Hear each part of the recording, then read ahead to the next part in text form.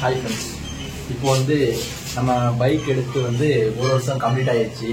So இந்த வண்டியை வந்து நம்ம வாட்டர் சர்வீஸ் பண்ணி மாலை போட்டு பெட்ரோல்லாம் அடிச்சு நம்ம அதை நல்லா செலிப்ரேட் பண்ண போகிறதுனால, ஐ மீன் ஃபர்ஸ்ட் பர்த்டே வண்டிக்கு.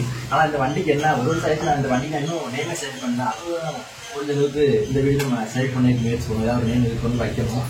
சரி, ஓகே. நம்ம வந்து ஃபர்ஸ்ட் வந்து வாட்டர் சர்வீஸ் பண்ண போயிடலாம். சரியான மழை தென்காசியில். இந்த மலைக்குள்ளே வாட்டர் சர்வீஸ் உடனே அதுக்கான ஆகலாம் ஒரு 20 வாட்டர் சர்வீஸ் பண்ண போகிறோம்.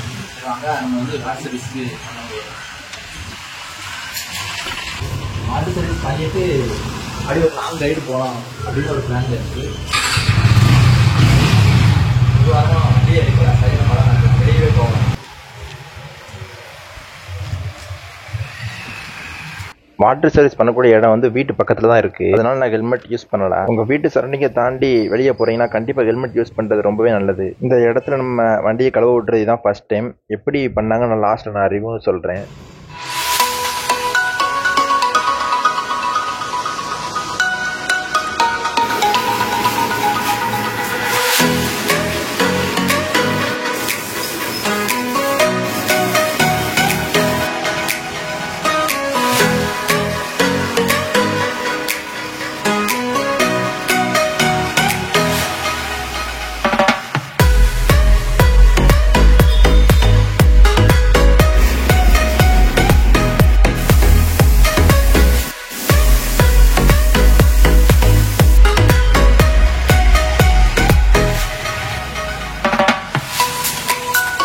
சரி முடிச்சாச்சு.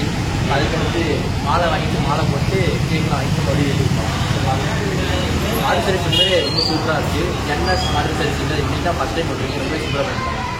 130 ரூபா வாங்கினாங்க. அவ்வளோதான். நம்ம அடுத்து வண்டிக்கு வந்து மாலை போடலாம் அப்படின்னு மாலைலாம் வாங்கிட்டு வந்தாச்சு. அதுவும் நம்ம தென்காசி பெரிய கோவிலுக்கு முன்னாடியே வச்சு நம்ம மாலை போடலாம் அப்படின்னு அதுக்கு பக்கத்துலேயே கொண்டு வந்தாச்சு.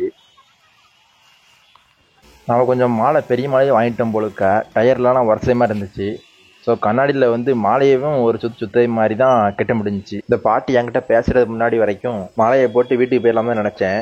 ஆனால் அந்த பாட்டி என்கிட்ட வந்து தம்பி 2 இமிலிச்ச பழத்தை வாங்கி டயரில் வச்சு ஏற்றுப்பா, அப்புறம் ஒரு தேங்காவையும் வண்டியை சுற்றி உடைக்கணும்ப்பா அப்படின்னாங்க. ஓ அப்படியா, இதெல்லாம் எனக்கு தெரியாது பாட்டி. சரி நீங்கள் எங்கே இருந்து வழி நடத்துங்க, நாங்கள் போய் அதெல்லாம் போய் வாங்கிட்டு வந்துடுதுன்னு வாங்கிட்டு வந்துட்டேன். தேங்காய் வந்து வண்டியை 3 சுற்றி ஒரு உடப்பா அப்படின்னாங்க. நானும் அவங்க சொல்கிறத கேட்டு அப்படியே பண்ணேன்.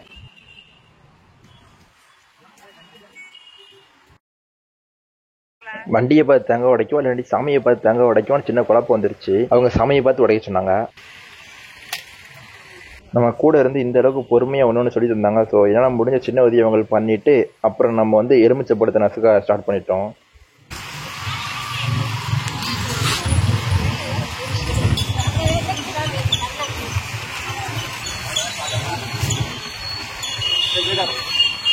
மறுபடியும் 2வது முடிஞ்சிருச்சு. அடுத்து கேக் வாங்கி வீட்டில் கொடுக்குறோம். சரிவா?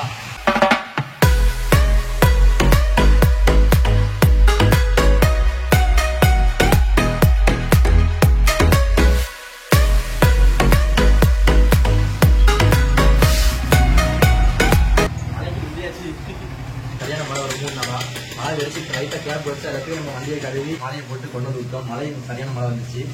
ஓகே, இப்போ கொஞ்ச நேரம் ரெஸ்ட் எடுத்துட்டு அதுக்கடுத்து நம்ம வண்டிக்கு கேக் வெட்டி செலிப்ரேட் பண்ணிட்டு அதோட என் பண்ணிக்கிறேன். என்னோட வண்டியோட ஃபர்ஸ்ட் பர்த்டே எனக்கு தெரிஞ்சதுக்கு நான் நல்லா சிறப்பாகவே கொண்டாடிருக்கேன். ஓகே, இப்போ என்ன கழிச்சு நான் வீடியோ வந்து கண்டினியூ பண்ணுறேன். நம்ம வண்டிக்கு வந்து முதல் நம்ம கேக் வெட்டி செலிப்ரேட் பண்ணது மார்ச்சியோட. நம்ம வண்டிக்கு 1வது பிறந்த நாள் எடுத்து 1 வருஷம் ஆயிடுச்சு. அதான் கும்பிட்டுட்டு வந்துருக்கோம். இந்தாங்க வச்சுக்கா.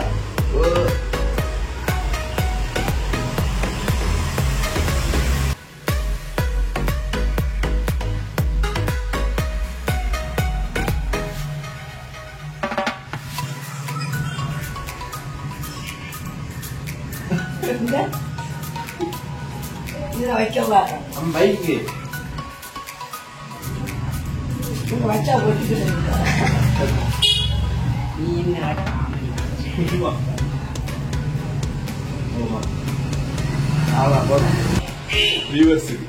நம்ம வண்டிக்கு ஃபர்ஸ்ட் பர்த்டே நல்லா எனக்கு தெரிஞ்ச அளவுக்கு சூப்பராக செலிப்ரேட் பண்ணியாச்சு.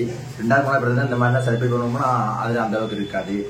எக்ஸாம் எழுதி முடிச்சுட்டு இந்த பைக் வாங்கினதுமே மறுபடியுமே எனக்கு சீட்டு கிடைக்கல. எங்கள் அப்பா வந்து நீட்டேஸாக எழுதி முடிச்சிருக்காங்க, டாக்டர் ஆயிரும் அப்படின்னு தான் அந்த பைக் எனக்கு வந்து கிஃப்ட் பண்ணாரு. ஆனால் எனக்கு வந்து சீட்டு கிடைக்கல. அப்படி இருக்கப்போ அந்த பைக்கை ஓட்டவே கிடையாது. வீட்டிலே தான் இருந்துச்சு. கோச்சிங் சீட் மட்டும் தான் இங்கேருந்து 8 போய் அடுத்து கொண்டு வந்து விட்டுருவேன். அப்போ டெய்லி 1 கிலோ பிகாஸ் வீட்டிலேருந்து 1 கிலோமீட்டர் தான் என்னோட இன்ஸ்டியூட்டும். அப்போ ஒரு நாளைக்கு 2 கிலோமீட்டர் தான் ஓட்டேன். அந்த மாதிரி தான் ஓட்டிட்டு இருந்தேன். இப்போ வரைக்கும் வண்டி 2 வருஷம் ஆயிருக்கு.